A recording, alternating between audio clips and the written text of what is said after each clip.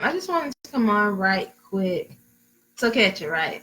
I was washing my hair Friday evening, right? And then all of a sudden this thing just hit me and I was like, yo, I made the connection. So I just wanted to share. I was super hyped. And so I just wanted to tell you, all right, this. So okay. Back in August, well let me back up. So for the most part, my hair is natural. For the most part, I do my hair myself, right? The only time I really go to like a professional, like a beauty, what do they call them? A salon or whatever, is when I want to get my hair trimmed, and when I get my hair trimmed, I'm probably getting my hair straightened. Trimming and straightening my hair are two things I will not do. I tried to do it before. I jacked my hair up, looking crazy. Anyways, right. And so back in August, I was taking pictures and I wanted to have my hair straight for those pictures. And so I haven't been to the salon in a while, a little bit prior to August. It had been a little minute, and I had one person that I had, someone I normally go to or been to previously. I had an appointment for them, but then my schedule switched, so I had to cancel that. I had to get something real quick. So I ended up going to somebody. And so I went to this new lady, and so she was washing my hair, and she just started talking about different things that she saw going on with my hair. Like one of the things was like I had some product buildup on my hair. So basically, like some of the products I was using were too heavy for my hair, and they weren't being absorbed, so they were just sitting there basically. She was talking about how she could tell that I pretty much do the same styles, and so like most of the time I wear my hair in twists, like twist out. My hair's twisted right now, but usually wear like a twist out somewhere and then down for the most part. And that's usually my go-to style, twist out braid outs. And so like she's like, yeah, I can tell you wear your hair the same way over and over again basically. She was talking about how she was like, she asked me if I wanted to get like some type of treatment, like a protein treatment. She's really telling me that I needed a protein treatment. It's just like, yeah, your hair is really moisturized, but it's weak. And so if your hair is weak, you need a protein treatment so it can help build up those bonds so your hair is less prone to breakage. And so then she got done washing my hair. Then she started blowing out with the blow dry, right? And so once it was completely like straight, she could see how uneven my hair was. Like I had some really long pieces, like, but then I also had some really short pieces, right? And so like she was saying, like, okay, she was like, one of the things you really need to do is start getting your hair trimmed on like a consistent basis. And because of the fact that was what was happening, my hair would grow to a certain length, but for whatever reason, because like breakage or knots or whatever, it was breaking off basically in certain areas. So she could see that my hair could be a lot longer than what it currently was at the time. But the problem was because I had so much breakage is that my hair was going like she had to like even it out basically. And so like my hair would never go beyond a certain length. So usually my hair straightened is about like right here. And my hair doesn't typically go beyond that point. And one thing she would say was like, yo, if you get that more a trim more consistently, you have to take off less hair, right? And so she was just talking, right? And I was like, okay, whatever. All right. And so like, but when I went home, like the following, like the next time I washed my hair, I definitely tried to pay attention to what she said. So I got one of those super scrubby brushes to help scrub my scalp better. I changed some of my products. I was using like raw shea butter because that's what they tell you to use. They tell you to use like raw natural ingredients. Apparently, I shouldn't have been using that. So I took that out, changed that up, and I even did like a protein treatment. And so the next time I went to get my hair done was November because she told me at least, at the very least, quarterly get a hair trim. So it was August to then November, and just so happened I had a photo shoot. No, I had an event, my book launch, and so I wanted my hair straight for that event as well. And so I'm thinking, okay, yeah, I did what she told me to do. I listened. I got it together, right? No. She again still had product buildup, but this time I also had like dry spots on my scalp or whatever. And she was like, yeah, that usually happens because when the weather changes or the season switch, she was like, usually our scalps do weird things during those times. So that's why that was happening. And so, and for whatever reason that time, my hair was super tangled. Like it was so hard for her to like detangle my hair. She was like, do you use like combs to like detangle your hair? I was like, yeah, but honestly, I don't. I didn't. Because on the YouTube videos, literally when I went natural in 2011. They always talked about how, oh, you got a finger detainer. Oh, you don't use combs because combs will tear your hair and mess up your hair. So they're like, don't use combs to detangle your hair. use your fingers. So I've been finger detangling for the last 9 years or whatever. And so she was like, yeah, you need to use something else. And I feel like those were the main things for that second time.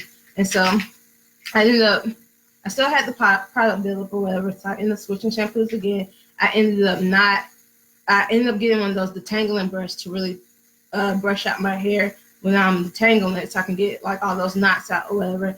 And I ended up switching products again. I changed up a different product. And so the last time I went to get my hair done, which was at the end of January, she was washing my hair, whatever. And as she was doing it, one of the comments she made was, "Wow, your hair looks really good. Like you're doing a really good job. Whatever you're doing, keep it up." I'm like, yeah, you know, finally, because she literally been like dogging me out low key the last 2 times I've been there. But she's like, "Oh, but you still need to come back to get a hair trim." Like, here we go. So, why do you need a pastor?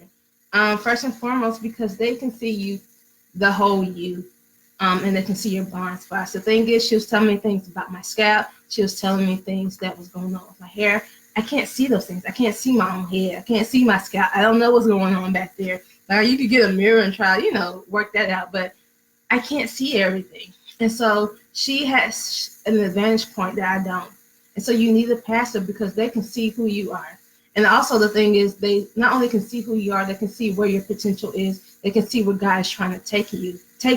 Like, she could tell that from looking at my hair, that my hair had the potential to be a lot longer. The problem was there was all these things that was causing it to break off. Just like your pastor can see where you're supposed to be. Your pastor can see what God has for you, the man of God or woman of God who God created you to be. The thing is, and then not only can he see it, he can give you strategies to, like, he or she can give you strategies to get to that place. So she was telling me, you need to make sure you're getting your hair trimmed quarterly. You need to, make sure you get treatments to help your hair be stronger, whatever. They can diagnose where you are, but they also give you the tools to help you get to where you're going next. They can also expedite the process. So one of the things was that, so they can help expedite that process as well. So, like, on my own, eventually I was trying different products. Even before I started seeing that lady, I noticed that I was having like issues with my scalp or whatever. And I was trying to correct it, and I was trying different products, but I honestly didn't know what was the issue. And so, because she had that viewpoint, and she also had the knowledge and the wisdom of a subject area that I didn't, even as much as I did know, I didn't know that much. I didn't know everything about hair or whatever. She could give me the actual steps and tools to tell me exactly how I should be doing things. Your pastor can see who you are, see who you want, who God has created you to be, and he can get you there faster. He can tell you, like, the thing is, and this applies to like a pastor, to mentors, whatever. Good chance they either been where you are, or they have enough wisdom to be able to speak about where you are. And so, like, the thing is, what you can glean from them that might take them years to figure out on their own, you can get that lesson in like a couple of minutes or like a day or whatever, because they've already gone through it. So they can help you through it, and they can tell you, look, here are the cheat codes. This is how I'm gonna get you to the end of this thing. And so that's another reason why you need that pastor. The other thing is, one thing I hear a lot is that people, and this is also why you have to be, not only why you need to have a pastor, but why you need to be connected to an actual church that you actually go to. Like, a lot of times people will say, I watch services online, and that's cool. Like, if you literally can't get out, watch your service online, but that shouldn't be your only form of, meeting with the saints. So that's the only form of being some type of like hearing a message or whatever. Because here's the thing is, your pastor is going to preach a message that's relevant to that house. So if you're if you're watching somebody's video who's on the other side of the country, their message is specifically for their house. Now, it may apply to like a broader audience, but it's specifically for that house because that's who they pray for. They sought God for that house, and that's the message they're giving. And so, like, I was watching these YouTube videos about natural hair, and I was trying to apply the tools and tricks that they were doing to myself, and it wasn't working out. I couldn't sit there and like tangle my hair with my fingers. I needed something better, but because I was watching these YouTube videos, that's what they told me to do. So I was doing it and not being effective. So the thing is like, when I'm under a pastor, or with my beautician, she could tell me, no, this is what Alani needs to do for your hair. So your pastor could tell you, Alani, this is what you need to do for this season in your life. It's great to get an extra word and to watch a video. Like, instead of you're watching like regular TV, whatever you choose to do, watch a sermon, something that's awesome, but that shouldn't be your only thing you're getting in. That shouldn't be the only time you're hearing about God through someone else's church or someone else's message. You have to find a house for yourself, so then that way you can be rooted and planted, and that way when your pastor actually speaks, those words are actually for you, and they do something for you. So I thought that was just awesome how all of that came together. I hope this video helped in case you was wondering if you're in a situation where you're trying to find a church or trying to figure out what you need to do. Because a lot of times it's like we get the mindset, or we get in our mindset, oh, well, I can read the Bible. Oh, God can talk to me. And yes, he can, and he will talk to you. But the thing is that you still have to be submitted under that pastor. Like, God has an order, and that's just part of the order. You know, that's just how it is.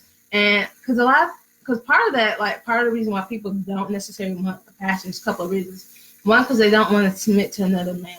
And, like, that just shows how prideful you are. So God could be telling you all sorts of things, but you're too prideful. If you're that prideful that you can't submit to somebody else, that means you're going to be too prideful to really submit and really be able to hear God and what God is saying for you. And so, like, I said I had two reasons. That might have just been one really good reason. Like, you have to have that, and that's the reason why. So I hope that encourages you. I hope if you're looking for a church home, that I just pray that God places the church on your heart, shows you some type of way. Oh, let me tell you guys this one thing, and then we're done, right? I remember I was sort of kind of looking for a church. At the time, I was sort of looking for a church. And like, as soon as I got in my heart that, okay, I really need to be in a house. I really need to be planted. I really need to be amongst a community of believers. And I need to be there regularly. God brought back to my remembrance a flyer I saw like a smooth year ago. I saw this flyer for this church. And one of we weren't even really friends. We were just in the same major. I followed her on Instagram, and she had posted one of their flyers, and I remembered it. And I remember the church name and all that stuff. And so when I was looking for a church, that's what God brought back to my mind. And so, like, I didn't immediately go to that church because I was like, oh, well, I don't know. I was like, well, maybe I can just go anywhere or whatever.